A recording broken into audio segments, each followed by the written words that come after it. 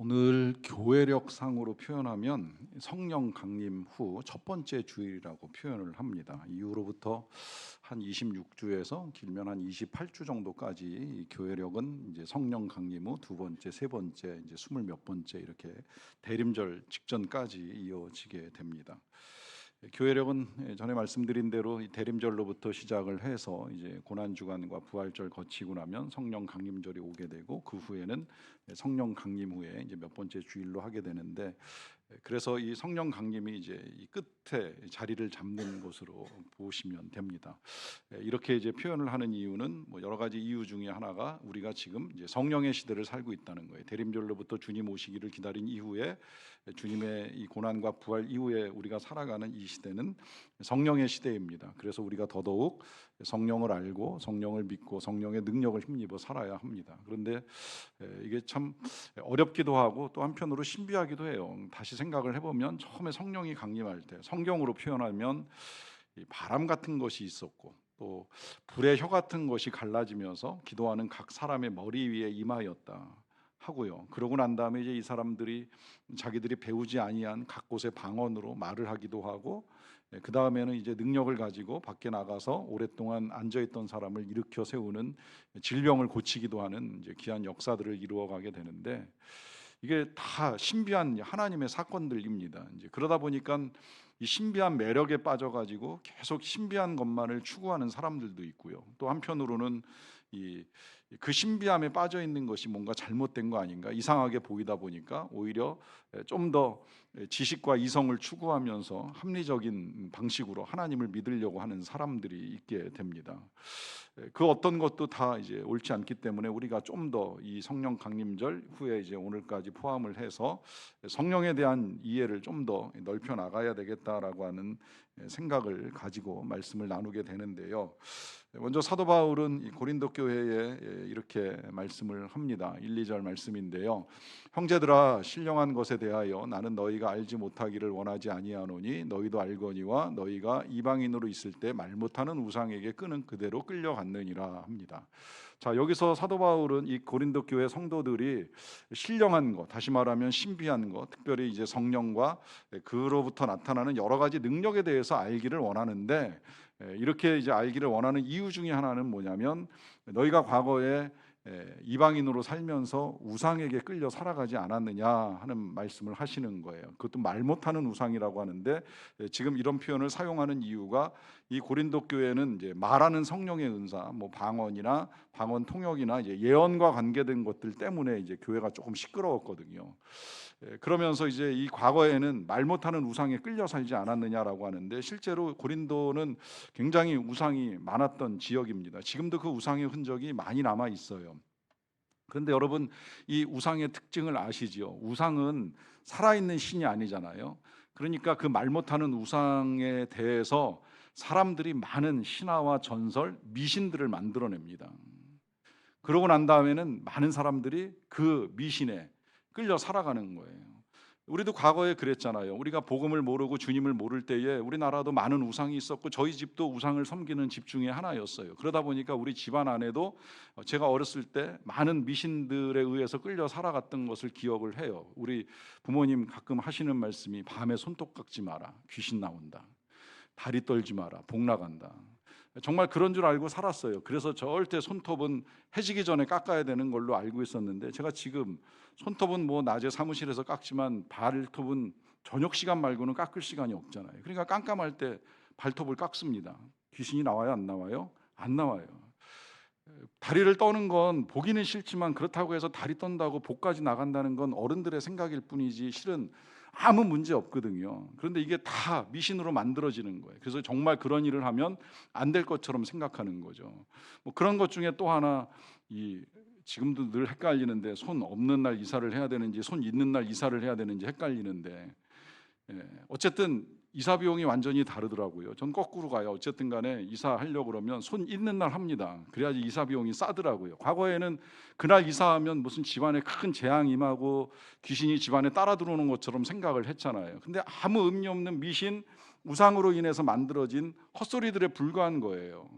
그런데 그러한 것에 끌려 살아갈 가능성이 많지요. 문제는 하나님을 믿고 은혜를 받아도 때로는 우리 안에 이제 잘못 만들어진 우상에 이끌려, 잘못 만들어진 미신에 이끌려 살아갈 가능성이 여전히 이제 우리 안에 남아 있을 수 있다라고 하는 겁니다.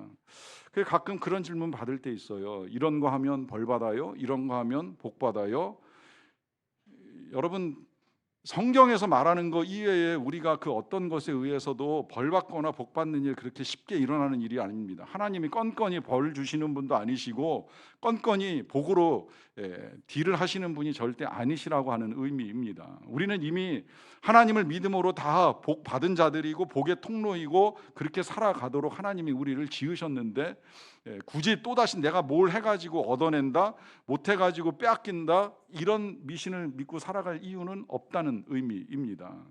그런데 이제 그런 잘못된 지식 가운데 한 가지가 바로 이 성령을 통해서 나타나는 은사의 문제가 제기가 된 거예요. 이 고린도 교회는 다양한 은사가 나타났는지 모르겠는데 그 가운데 이제 방언을 하는 사람들이 있었던 것으로 알려져요.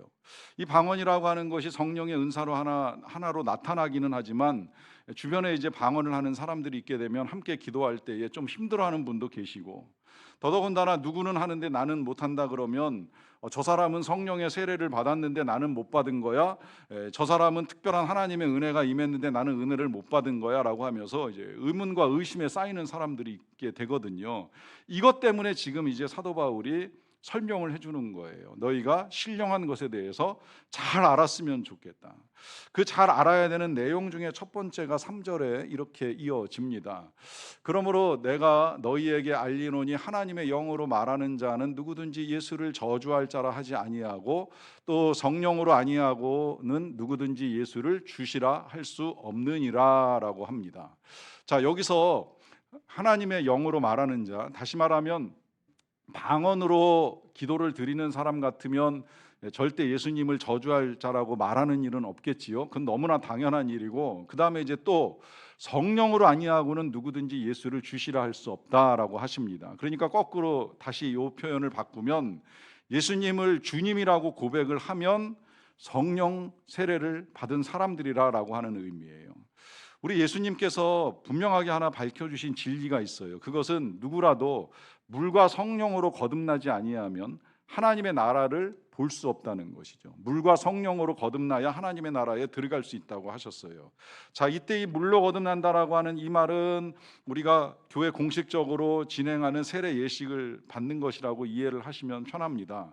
그렇게 해서 이제 물로 거듭나는 건 모든 사람이 공식적으로 보는 자리에서 진행하는 것이기 때문에 확인이 가능해요. 문제는 성령으로 거듭나는 건 알 방법이 없는 거예요. 왜냐하면 이 성령이 그야말로 신비하게 언제 어떻게 내 안에 들어왔는지, 어떤 경우에는 정말 뜨겁게 혹은 바람처럼 우리에게 임하시는 경우도 있지만 모든 사람들이 다 똑같은 경험을 하는 건 아니거든요. 그러다 보니까 내가 정말 성령 세례를 받은 거 마저 틀려, 이런 의문에 휩싸일 수 있는데, 그러다 보니까 어느 교단에서, 우리 교단은 절대 아닌데요, 어느 교단에서는 방언을 해야 성령 세례를 받은 거야, 방언 못하면 성령 세례 못 받은 거야 라고 아예 명시를 하는 교단도 있어요. 심지어 더 나가서 그러하기 때문에 그 교단에서 그 교단 신학교에 입학을 하려고 하면 방언해야 입학한다, 이게 이제 입학 조건인 경우도 있는 거예요. 아니면 입학은 했지만 뭐 2학년 올라갈 때까지, 3학년 올라갈 때까지 방언을 못하면 퇴학을 당하는 일이 있다, 이제 이런 얘기까지도 나왔어요. 그래서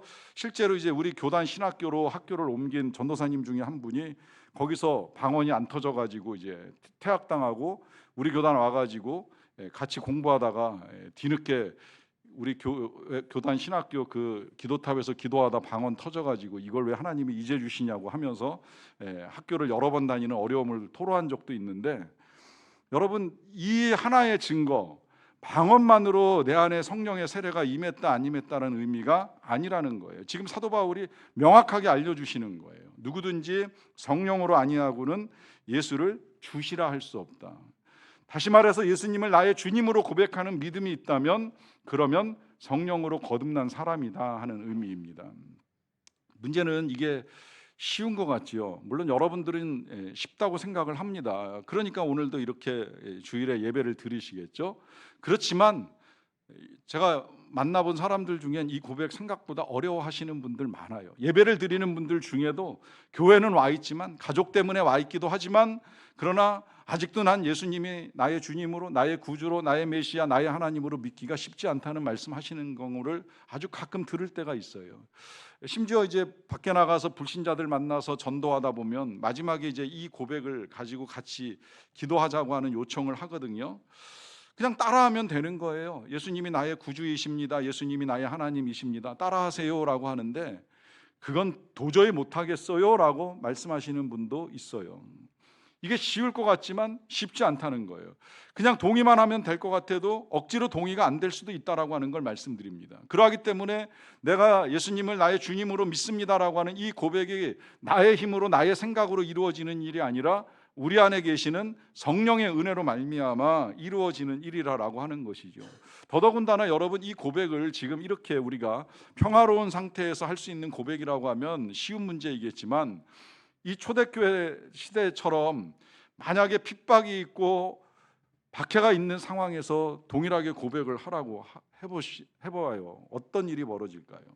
그 고백 때문에 죽을 수도 있고 감옥에 갈 수도 있는 상황에 놓여 있다라고 한다면 이 고백, 쉬운 고백이 아닐 수도 있다는 거예요. 그러나 나의 상황이 어떠하든지, 그야말로 어떤 상황에서도 예배한다라고 하는 그 찬양의 고백대로 우리가 믿음을 가지고 있다라고 한다면, 비록 칼이 다가오고 창이 다가온다고 할지라도 그 앞에서 예수님은 나의 주, 나의 하나님이라고 고백할 수 있는 것이고, 그 고백은 나의 힘으로 하는 것이 아니라 우리에게 부어주신 성령의 능력으로 가능하다라고 하는 것입니다. 그래서 우리가 예수님을 믿는 이 믿음을 가지고 있다면 다 성령의 세례를 받았다라고 하는 사실은 틀림이 없고요. 다만 이제 성령님은 우리가 그냥 이 수준, 그저 예수님을 믿습니다 정도의 수준에 머물기를 원치 않으신다는 거예요. 그래서 이제 오늘 본문에 보면 성령님이 각 사람들에게 은사를 주셨다고 합니다. 이 은사가 우리가 흔히 알고 있는 그 헬라어 카리스마입니다. 영어로는 기프트로 번역이 됐고요. 카리스 그러면 은혜이고, 그 은혜의 파생해서 이제 카리스마 그러면 은사를 주시는데, 각 사람들에게 필요한 능력을 선물로 나누어 주셨다라고 하는 의미예요. 그래서 이제 사람마다 다양한 은사가 나타나는데, 그 은사 중에 아까 말씀드린 뭐 방언의 은사도 있고, 방언을 통역하는 은사도 있고, 또 예언하는 은사도 있지만, 또 사람에 따라서는 병 고치는 은사도 있고, 믿음도 은사로 나타나요. 이때의 믿음이라고 하는 건 자신이 들은 바 혹은 믿는 바를 확신을 가지고 선포할 수 있는 능력이라고 이해를 하시면 될 것이고요. 이제 여기 더하여서 지혜의 말씀이나 지식의 말씀도 은사로 나타나는데, 지식의 말씀은 성경을 아는 그 지식을 가지고 전할 수 있는 능력이고, 지혜는 성경을 그야말로 하나님의 뜻에 맞게 잘 해석해서 전달하는 능력이라고 보시면 됩니다. 중요한 건 그 은사가 어떤 것이든지 다 성령께서 주신 것입니다.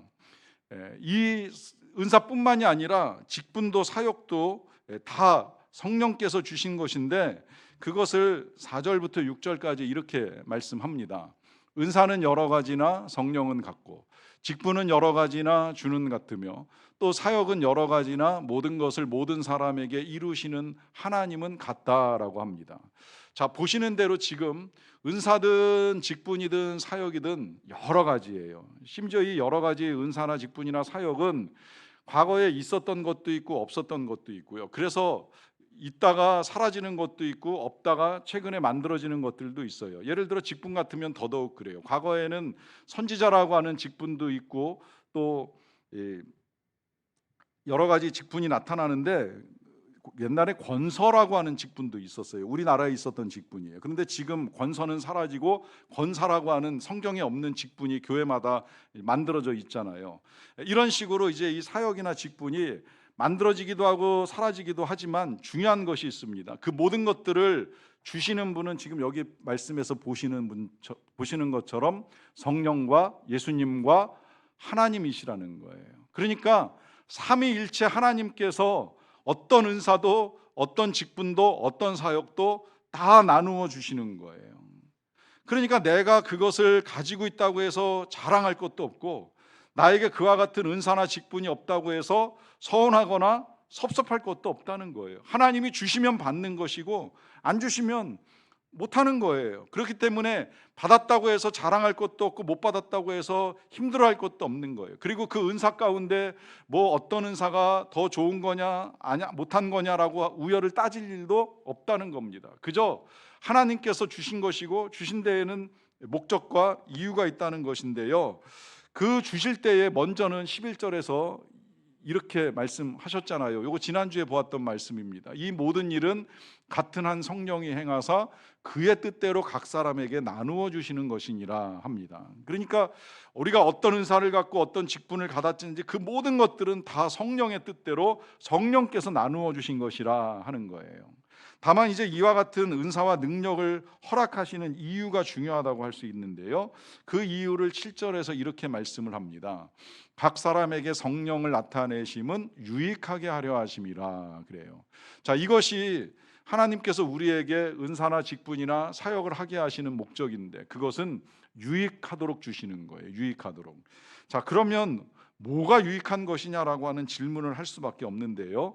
그 질문에 대해서는 이제 다른 본문인 에베소서 말씀을 조금 같이 보셨으면 좋겠어요. 자, 여기서는 4장 11절에 어떤 사람은 사도로, 어떤 사람은 선지자로, 이게 지금 이제 사라진 직분들입니다. 그리고 어떤 사람은 복음 전하는 자, 선교사를 말하는 거겠지요. 그리고 어떤 사람은 목사와 교사로 세우셨다라고 하는데, 자, 이것이 직분이 됐건 은사가 되었건 여기 이유가 있습니다. 그것은 성도를 온전하게 하는 것이고 봉사의 일을 하는 것이고 그리스도의 몸, 다시 말하면 교회를 세우기 위한 거예요. 그러니까 우리에게 어떤 은사나 직분이 주어졌든지 그 모든 것들은 다 서로 온전하게 만들어가는 것이고 또 섬기는 것이고 교회를 세우는 데 쓰라고 하나님이 주신 것들이라 하는 것입니다. 그러하기 때문에 은사를 이용해서 사익을 취하거나 뭐 은사를 이용해서 나의 유익만을 취한다라고 하면 굉장히 잘못된 것이죠.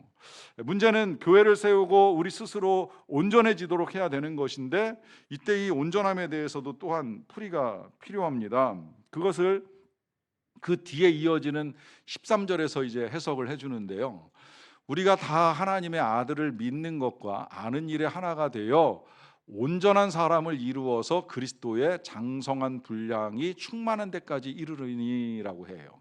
자, 여기서 이제 온전한 사람을 풀어주는 거예요. 온전한 사람은 그리스도의 장성한 분량이 충만한 사람. 쉽게 다시 말씀드리자면 온전한 사람은 예수님 닮은 사람입니다. 그러니까 어떤 은사든 직분이든 우리에게 주시는 이유는 예수님 닮은 모습으로 살아가라라고 주시는 거예요. 그래서 예수님 같은 사람이 온전한 사람이고 그 사람을 통해서 하나님이 교회를 세워 가신다라고 하는 것입니다. 굉장히 중요해요. 오늘 하나님께서 우리를 부르셔서 예수님을 믿고 구원을 받고 하나님의 자녀가 되고 자녀된 우리에게 여러 가지 은사나 직분을 맡겨주신 이유가 있다면 그것은 예수님을 닮아가는 것이고 그래서 우리가 온전한 삶을 살아가는 것입니다. 자, 그러면 도대체 예수님을 닮은 온전함은 무엇일까요? 이 온전함이 어렵지만 중요합니다. 그래서 예수님도 이 부분에 있어서 제자들에게 그리고 우리들에게 아주 명확하게 당부를 하셨어요. 너희 아버지의 온전하심과 같이 너희도 온전하라. 그러니까 하나님이 온전하심과 같이 우리도 온전하라는 거예요. 그러면서 그 뒤에 설명을 붙여주셨지요. 그 설명은 이렇습니다. 너희의 원수를 사랑하며 너희를 박해하는 자들을 위하여 기도하라. 그리하여서 너희가 아버지 하나님의 아들이 될 것이다라고 말씀하시고요. 이어서 그 너희의 아버지께서 그 해를 악인에게나 선인에게나 비춰주시고 그 비를 의로운 자나 불의한 자에게 내리어 주시는 것을 알지 아니하느냐라고 하시면서 모든 사람에게 악인이고 선인이고 예외 없이 의로운 자나 불의한 자나 제외 없이 똑같은 은혜를 베풀어 주시는 아버지 하나님의 사랑을 닮아 우리가 온전해질 것을 요청하셨습니다.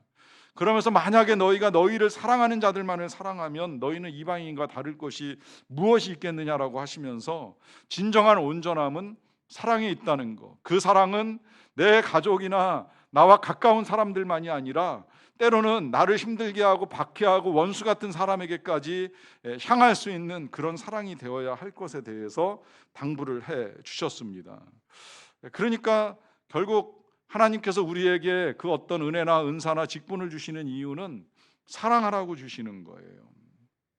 그러하기 때문에 우리에게 있어서 중요한 건 내가 어떤 은사를 받았느냐의 문제가 아닙니다. 어떤 직분을 가지고 있느냐의 문제는 더더욱 아니에요.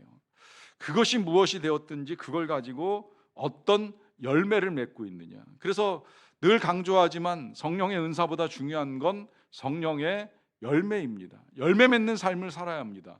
은사가 나타나든지 안 나타나든지 우린 다 예수 그리스도를 주라 고백할 수 있는 성령의 세례를 받은 사람들이기 때문에 성령 세례를 받은 사람들에게 있어서는 열매가 나타나야 돼요. 그 첫 번째 열매가 사랑인 거예요. 그러고 나서 그 뒤에 이제 기쁨, 또 평강, 그다음에 인내, 자비, 친절, 충성, 온유, 절제 이런 것들이 따라오는 거예요. 그리고 이런 것들조차도 다 기억할 수 없으면 그냥 예수님 닮아가는 삶 그 자체가 열매다, 이제 이렇게 생각을 하시면 되는 겁니다.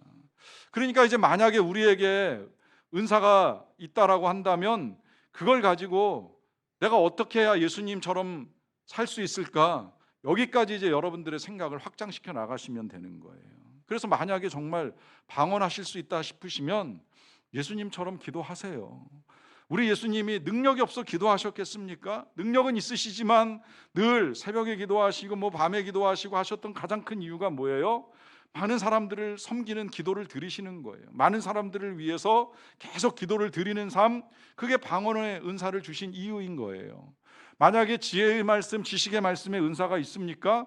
그러면 초보자들을 도와주세요. 우리 어린이들 도와주세요. 이제 막 신앙생활 하는 사람을 도와주세요. 아는 척하고 잘난 척할 필요는 없겠지만 그에게 필요한 것들 가르쳐 주면서 성장을 함께 도모해 나가는 것, 이것이 주님을 닮은 것이고 이것이 우리에게 은사를 주신 목적이라고 하는 의미입니다. 굳이 성경에 나오지 않지만 그 밖에도 각자에게 오늘날 내가 쓸 수 있는 여러 가지 능력, 음악하는 능력도 좋고 컴퓨터 다루는 능력도 좋고 음식을 잘 만드는 능력도 좋고 그 어떤 능력이라도 나에게 하나님이 주신 것들이 있다라고 한다면 이제 거기서 생각을 해보셔야 돼요. 내가 이걸 가지고 누구를 온전히 세워가고 어떤 봉사의 일을 할 것이며 어떻게 그리스도의 몸된 교회를 세워나갈 것인가. 그때 우리가 주님을 닮아가는 거예요. 그때 우리가 주님이 우리에게 은사를 주신 목적을 합당하게 이루어가는 삶이 되는 것입니다.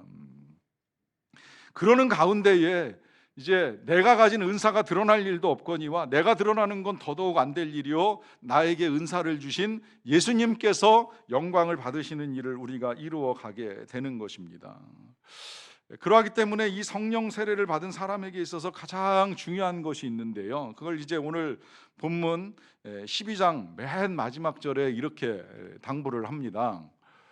12장 마지막 31절 말씀인데요, 이 말씀이 지금 PPT가 저한테는 아직 안 올라오는데 제가 읽어드릴게요. 너희는 더욱 큰 은사를 사모하라. 내가 또한 가장 좋은 길을 너희에게 보이리라 라고 합니다. 자, 사도 바울이 여러 가지 많은 은사에 대한 설명들을 쭉 해나가다가 맨 마지막 끝절에 가가지고 이렇게 당부를 하는 거예요. 진짜 큰 은사가 하나 있는데 그거 사모해라. 그게 가장 좋은 길이다. 여러분, 이 은사, 이 길이 무엇일까요? 그것이 바로 이 12장 뒤에 이어지는 고린도전서 13장, 아주 유명한 장이지요. 바로 사랑장, 사랑의 은사입니다. 이걸 사모하고 이걸 구하라는 거예요. 가장 큰 은사는 사랑이고 가장 좋은 길은 사랑이라고 하는 것입니다. 사랑보다 더 귀한 은사가 없고 사랑보다 더 좋은 길이 없다는 의미입니다. 문제는 그 뒤에 13장 말씀에 정말 사랑은 이것저것 쭉 열거되어 있는데 들어도요 실은 어렵습니다. 제가 언젠가는 기회가 닿으면 이 고린도전서 13장만 가지고도 시리즈 설교를 하고 싶다는 마음은 가지고 있는데 이게 생각처럼 쉽지 않아요. 설교하기도 쉽지 않지만 설교대로 살기가 쉽지 않다 보니까 이제나 저제나 이제 때를 기다리고 있는 거예요. 물론 때가 돼서 제가 그만큼 능력이 닿아서 하지는 못하겠지만 그러나 이 말씀이 중요하다는 사실만큼은 버릴 수가 없는 것이지요.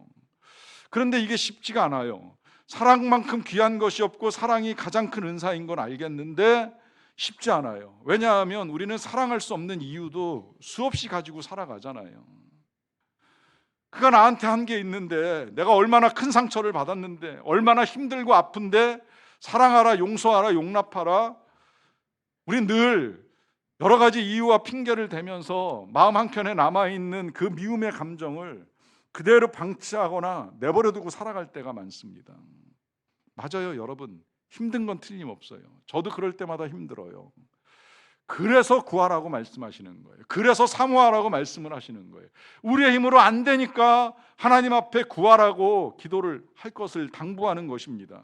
여러분, 그래서 우리가 정말 그런 내 마음에 여러 가지 고통과 상처로 인하여 아픔이 여전히 남아있다라고 한다면 그 마음 가지고 그냥 그대로 나가세요. 정직하게 나가세요. 하나님께 내 마음 있는 그대로 보여드리세요. 지금 나의 아픔과 고통이 이러해서 나의 힘으로는 도저히 할 수 없다는 사실을 그대로 정직하게 고백을 하세요. 다만 거기서 멈추지 마시고, 그러하기에 나에게 성령의 은사가 필요합니다.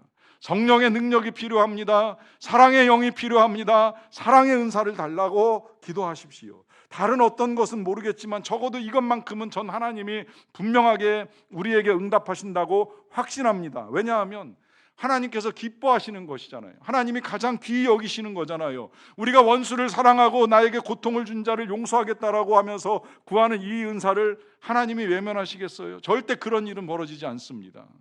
물론 한 번에 안 될 수도 있어요. 그렇다고 한다면 한 번 구해보고 에이 안 돼, 포기하지 마시고 또 구하세요. 또 간구하세요. 될 때까지 구하세요. 내 능력으로 하려고 애쓰시지 마시고 성령이 내 마음을 감동시키셔서 내 안에 성령께서 하실 수 있을 때까지 구하고 또 구하면서 하나님의 은혜를 간구하세요.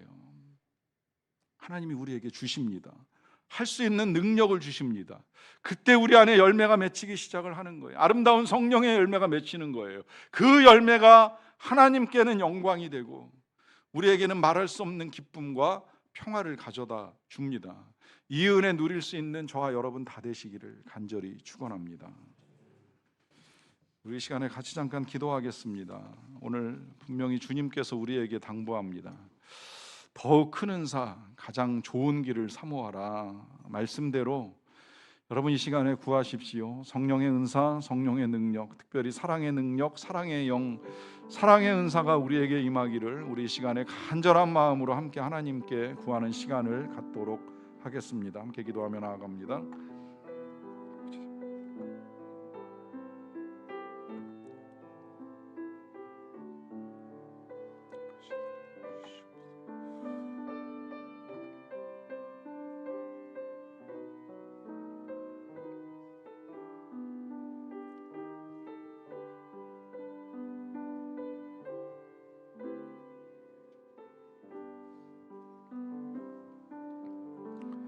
사랑의 아버지 하나님, 말씀을 붙들고 나아갑니다. 우리에게 큰 은사가 필요합니다. 가장 좋은 길을 우리가 걸어가기를 원합니다. 그러하오니 우리에게 성령의 충만함을 더하여 주시옵소서. 무엇보다 사랑의 영으로 충만하기를 원합니다. 사랑의 은사를 더하여 주시옵소서. 그래서 정말 우리가 하나님의 온전하심과 같이 온전하고 하나님이 우리에게 주신 바된 이 은혜를 합당하게 받고 누리며 나누는 자로 살아가게 하여 주시옵소서. 예수님의 이름으로 기도하옵나이다. 아멘.